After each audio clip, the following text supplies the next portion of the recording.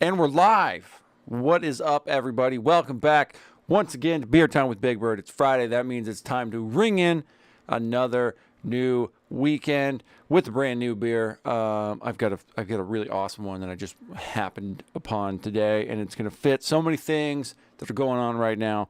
I'm just so excited to do this. Bilbo, I see you in the chat. Welcome back there, big guy. Yeah, I'm like super pumped right now. I was just cranking right before I went live. Was cranking some of the new Blink-182. They have a new single out because the band's back whole again. Tom DeLonge, the crazy alien dude, he's back, and they got a new album coming out. And as a full-blown millennial myself, I'm very happy about this, and I'm very excited because I grew up on Blink-182. I'm here for it, man. I'm here for it. I'm liking their sound so far from their single, and so that's the way we're gonna crank in the new weekend. But as far as beer chachos go, we've got this, the Lager Squatch from another local, and it possibly might be one of the first like ever micro breweries coming out of somewhere near-ish Seattle. We'll put it that way. It was established in 1981. And, people weren't exactly making micro brews, craft brews back in the day. And they might have been one of the OGs. I know my dad drank this kind of stuff back in the day.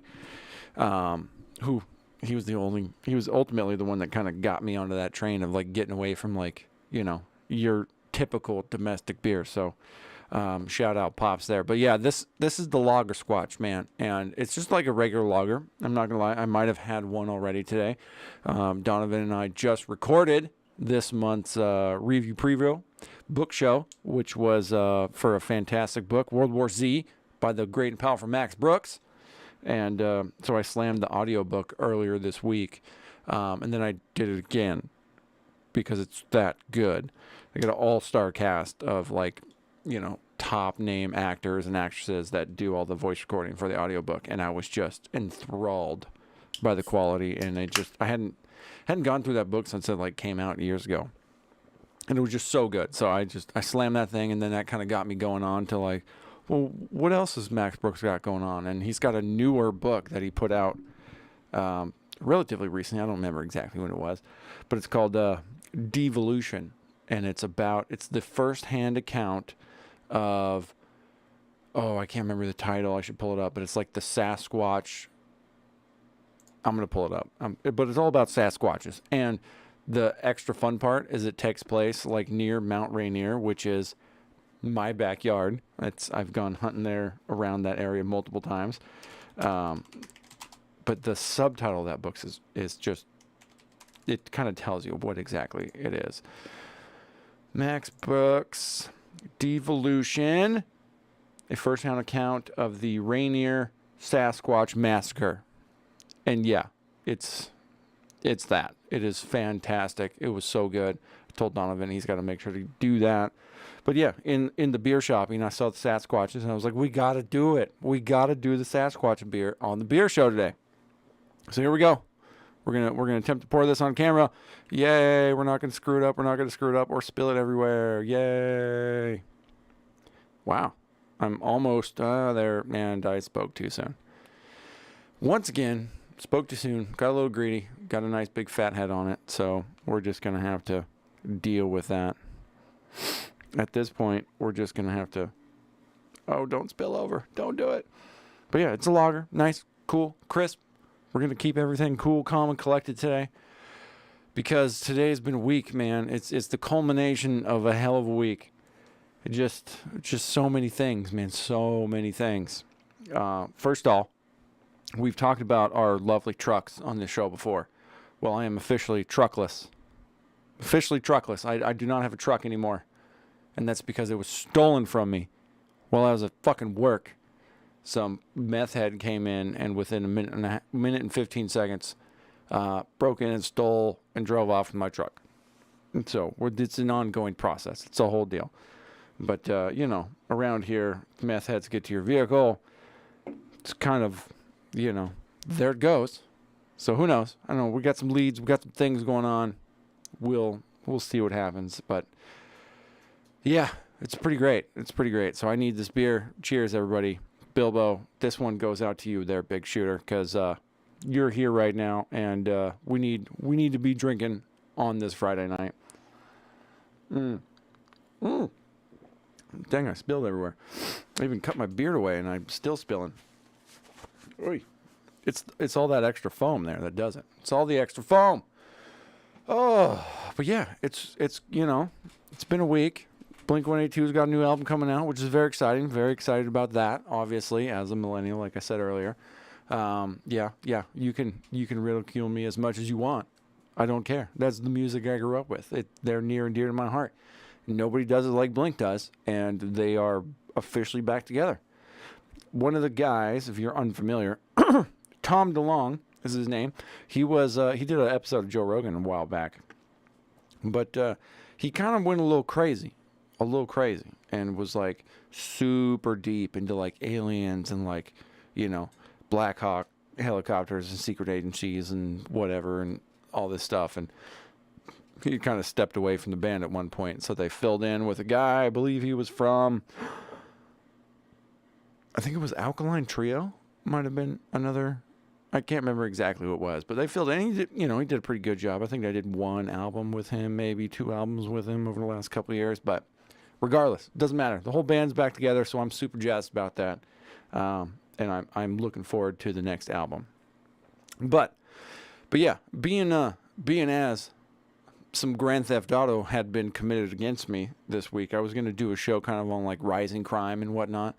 But as I delved into that, I'm realizing how fucked up the crime statistics are, and how there's all these articles out there trying to explain to everybody how not bad the crime is in the world. Because as we've all noticed crime to be going up, and having anecdotal experiences throughout our lives and through our friends and our family out on the streets, that's not really real, because the Republicans are using it as a campaign, a point in their campaigns and in their re-election campaign. So we have to make sure the statistics don't match up with that.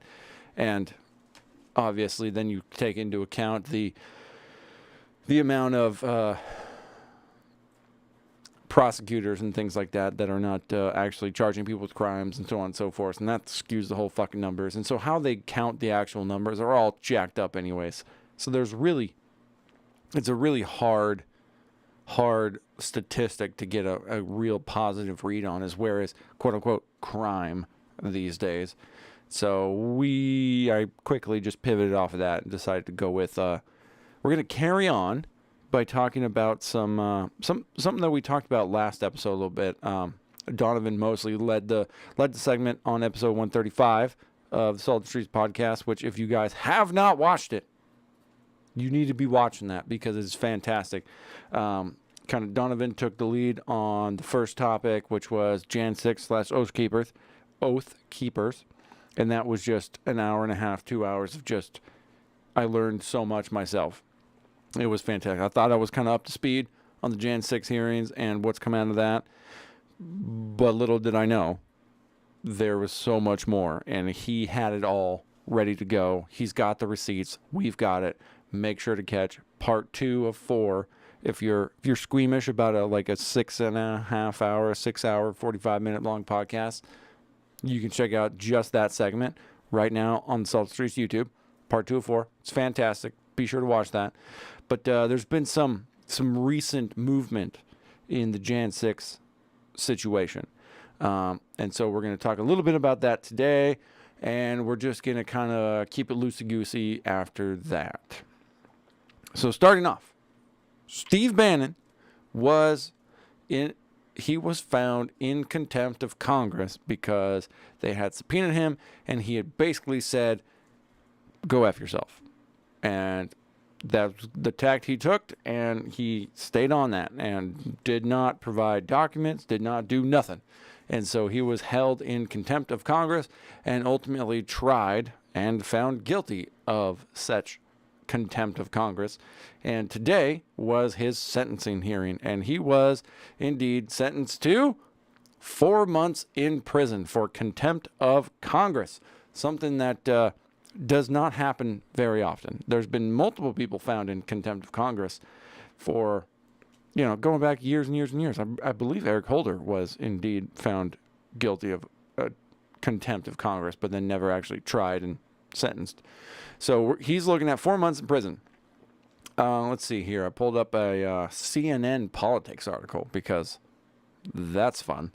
What we cover here is former Trump advisor Steve Bannon was sentenced to 4 months in prison for contempt of Congress after defying a subpoena from the January 6th committee. He was also fined $6,500. I don't know if he can handle that because he's not a big name YouTube guy that used to own an entire news outlet called Breitbart. The federal judge sided with Bannon in ruling with the ex-Trump aide would not have to serve the sentence until the appeal process plays out, but rejected Bannon's request to receive only probation. Bannon's team now has 14 days to file the appeal, which is coming. Executive info means nothing anymore, I guess. Yeah, no, it doesn't matter. It doesn't matter anymore. He's not the president, so we're just going to go with that tilt, Bilbo. We're just going to go with that tilt. He's not the president. I don't know what you're talking about. There's no such thing as executive privilege. Come on now.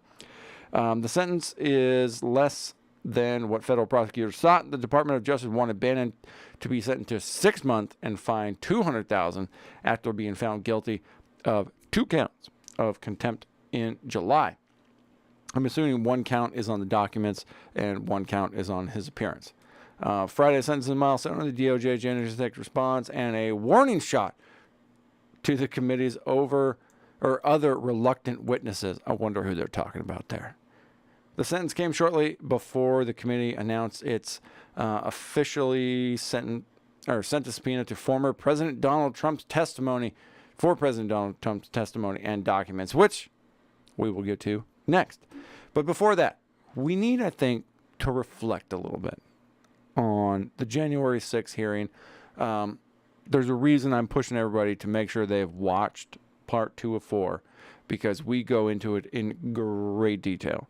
But what we are talking about here is a 110% politically motivated show trial, which a congressional hearing is not supposed to be like a trial unless it's an actual trial, like for a impeachment or something like that, because it's carried out in a much different fashion. This was a fact-finding mission to find out details about what happened on January 6th, but they turned it around into trying to prove that Donald Trump, at the time President of the United States, was guilty 100% of, what's the right word?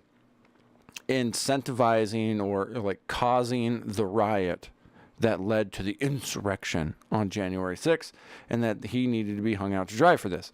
And that was their tack the entire time. We recall the multiple times they tried to enter in quote-unquote evidence by showing tweets or text messages that had been altered by the committee, and then articles came out afterwards that proved they were altered by the committee to try to shape the narrative that they wanted to shape, to try to tell the message that they wanted to tell, which we all know was not exactly how it all went down. And also, as a fucking side note here, I think does a complete and utter disservice to what this committee could have been if it was not from its inception built to be a 100% partisan activity. We know for a fact, we talked about it on the show, that it was built to be a partisan committee. It was built from its inception to be a partisan committee. Who was it? Mark Meadows, I believe, at the time was the minority leader in the House, and he put up a number of people to be on the select committee. Nancy Pelosi said no, and so we're only going to take these people, which Mark Meadows wanted it just as much as Nancy Pelosi wanted it, but Mark Meadows knew he couldn't have anybody on there that was going to be even semi-neutral or semi-pro, I guess, for lack of a better term, Trump's case in this situation. All they wanted was some anti-Trump people, and so they got Liz Cheney and Adam Kinzinger. Kinzinger? Kinzinger. There you go. And at this point, none of them will be in Congress much longer. So that's going to be a thing. And so it was built from the beginning to be a partisan committee from both sides. Nancy Pelosi wanted to be partisan because she wanted to tell a narrative. Mark Meadows wanted to be partisan because if he could not have anybody else on that committee that could do their side's narrative work for them, then he wanted to make sure that it was 100% seen as partisan because it would delegitimize it. Boom. Done. 100%. The shit show of the January 6th committee hearings that we have seen at this point, which haven't really been hearings, it's been a produced show trial-esque, just show that they've put on multiple times at this point. They've only had friendly witnesses to the narrative that they've wanted to shape. Like I said before, they've altered evidence to shape the narrative they wanted to shape. They would not allow any quote-unquote cross-examination of any of the people that have gone on there. Everybody on the committee only had one story to tell, so they were just going to tell that story. Ridiculous. And Steve Bannon knew this, and he knew this was going to happen, and 4 months in jail. So now we have somebody that's been sentenced to 4 months in prison for not wanting to participate in a political show trial. Cool. I like where we're heading with this. If this was an actual legal trial, none of this would be happening. At least that's how it should be. Amen, Bilbo. That's the problem, man. They treated this as if it was like an impeachment trial or some quasi version of like an impeachment trial / like a courtroom, which it's not. It's a congressional hearing, a series of congressional hearings that they shaped and decided was supposed to look like a trial so that they can try to convince everybody in America that Donald Trump tried to throw a coup or, to incite the insurrection, which, I've got my own feelings on how that man treated himself that day and the things he did and all this good stuff. But as far as like the actual Jan 6 committee is concerned, it's a ridiculous show trial. And anybody with two eyes that is also paying attention to sources that don't come from the corporate press would 100% know that. It is crystal clear to see this. This guy is going to be 100% just another political prisoner thrown in jail for warrants. I got no love for Steve Bannon, man. I got no love for Steve Bannon. I don't have any love for what he did to Breitbart, what he did to Breitbart's name. I don't have any love for his fucking War Room show that he did. I've seen him on certain podcasts where he is like sitting there being a normal human.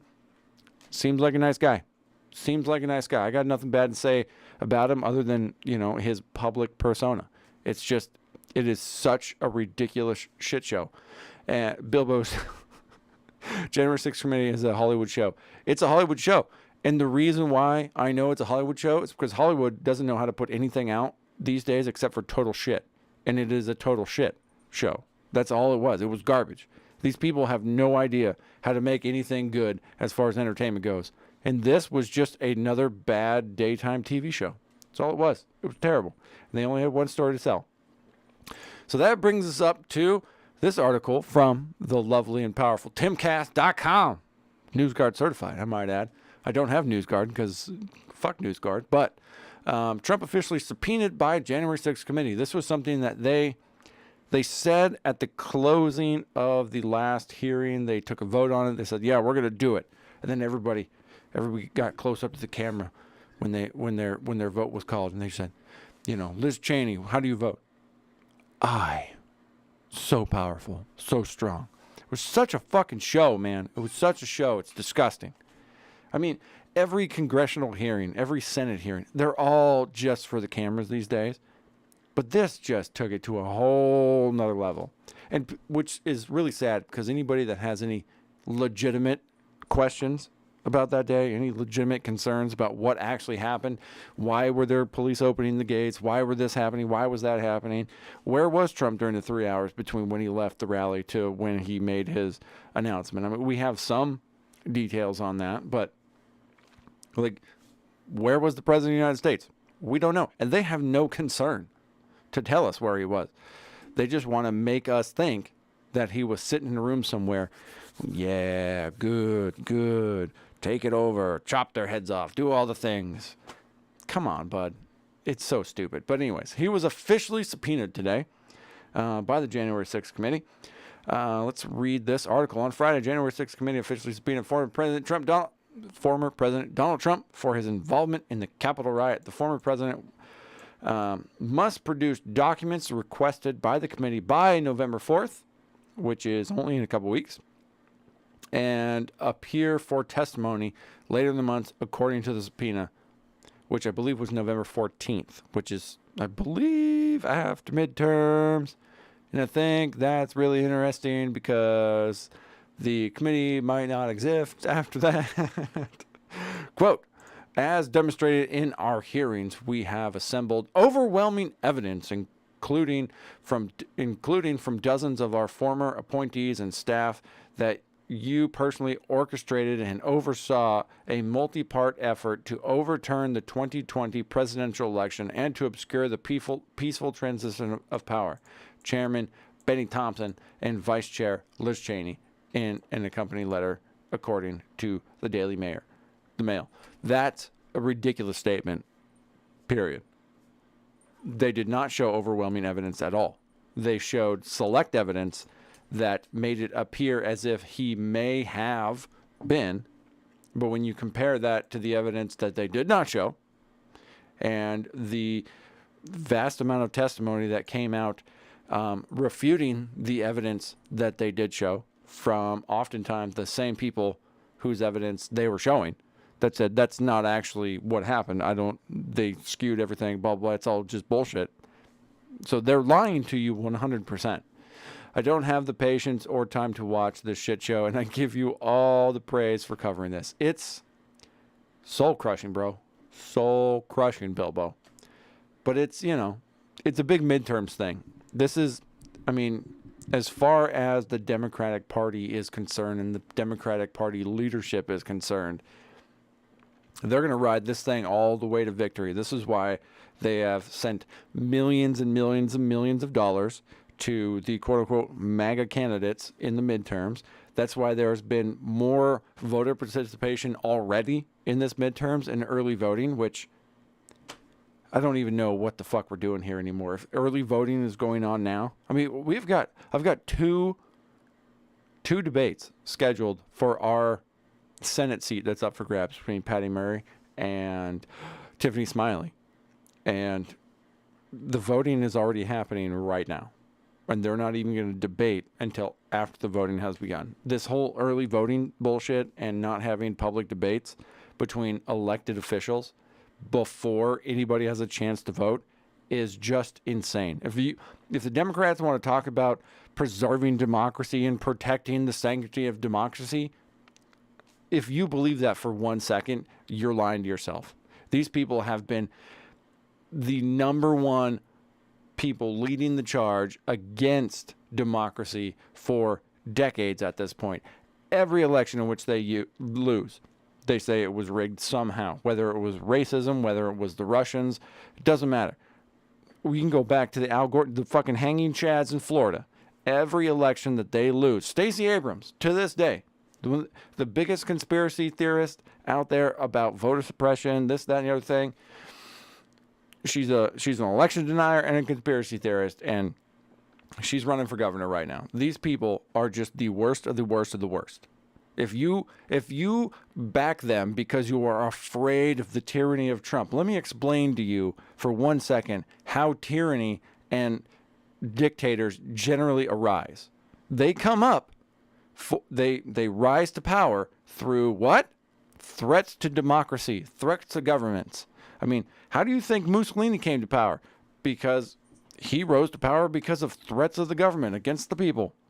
This is how this happened. They're the ones leading the fucking charge. They're the ones trying to make the president have more and more and more and more individual power. Mind you, Dick Cheney did a lot of that during the Republican era and George W. Bush. The unitary executive theory, aka the dictatorial path to monarchical control. But anyways, let's get back to this. Trump is supposed to appear in front of Congress, supposed to provide documents. He has made some statements to the negative. He truthed the other day. He didn't tweet. He truthed that he's like, why did the unselect committee ask me to testify months ago? Why did they wait until the very end, the final moments of their last meeting? Because the committee is a total bust that has only served to further divide our country, which, by the way, is doing very badly. A laughingstock all over the word. Hashtag fact check true. It's not good. And yeah, they could have definitely asked him. They could have subpoenaed him a long time ago when they subpoenaed everybody else. But it's just, why would we do that until we wait until our committee is basically dead and will not be around? And then we'll send out some subpoenas, and then we don't have to wait. It's just, he's not going to come anyways. We won't fight, but we did our thing right before the midterms. We got everybody fired up. They're going to get Trump in here. He's going to testify. Boom.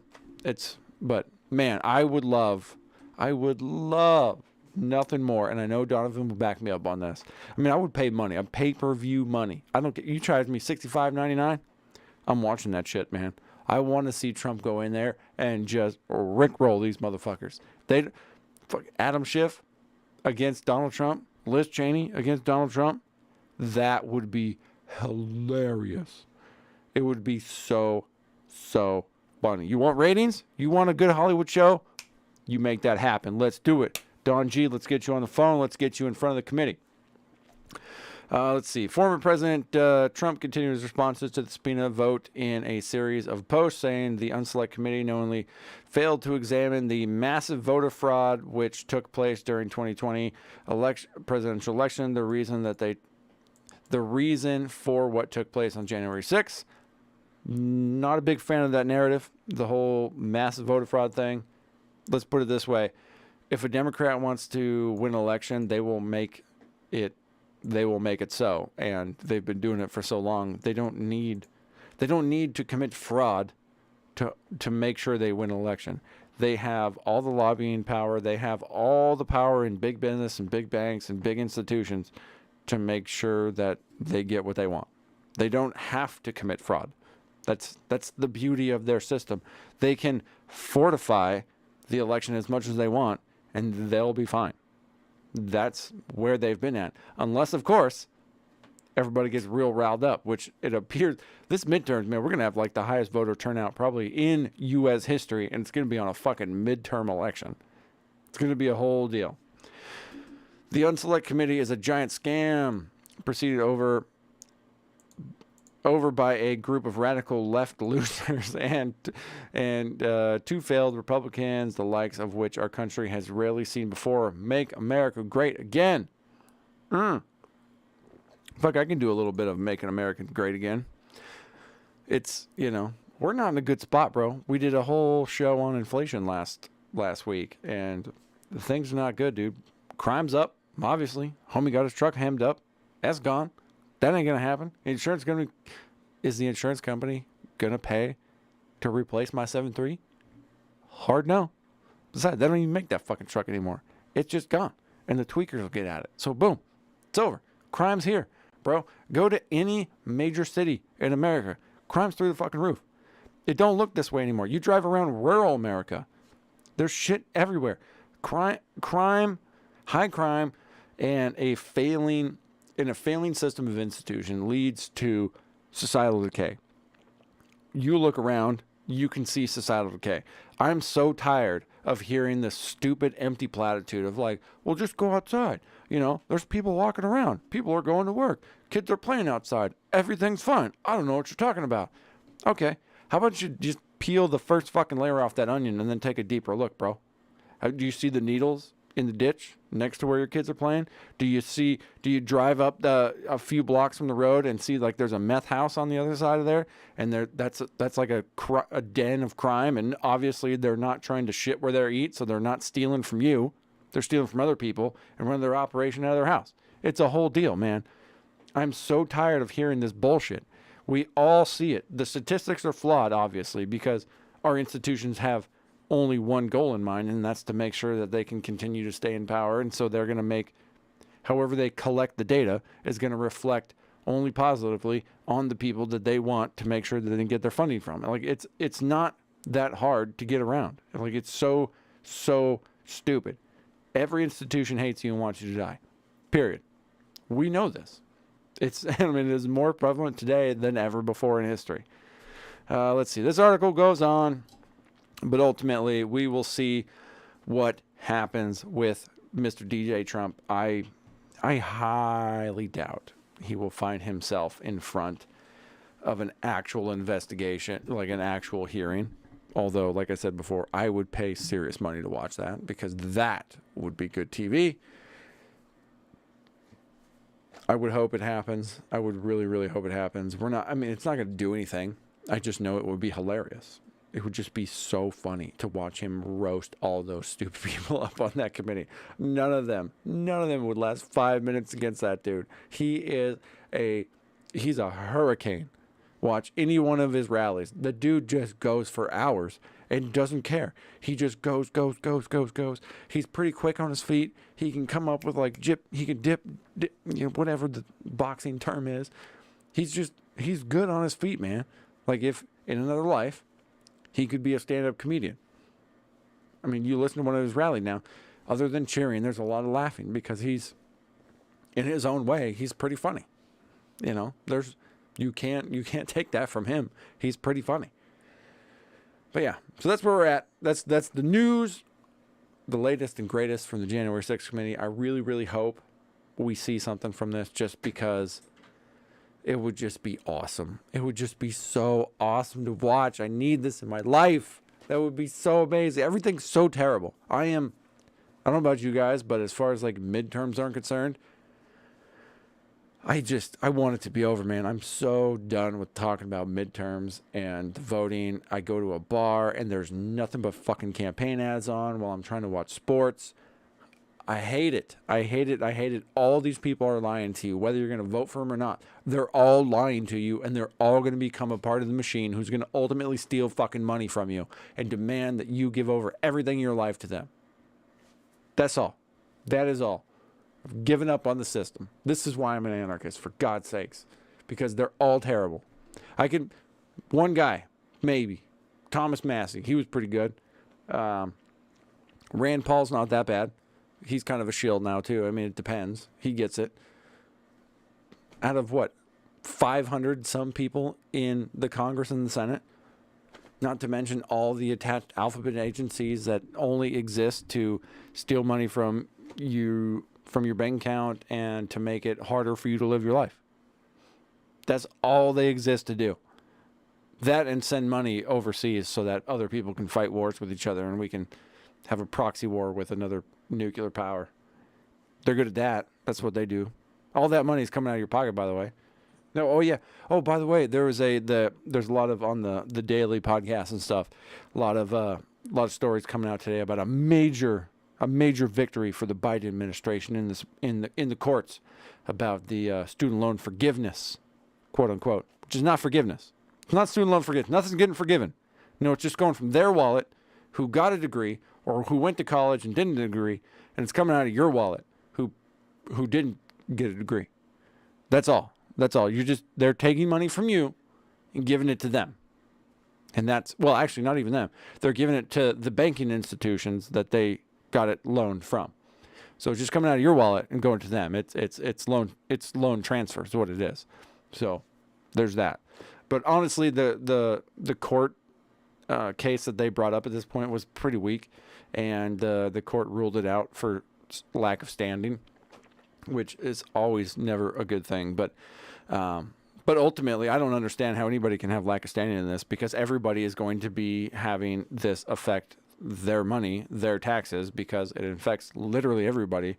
Because whether they're going to print the money out of thin air or they're going to actually take it out of some government budget somewhere, it's coming out of your pocket first. So you are directly being injured by this, and then the money is being given to people that went off to college.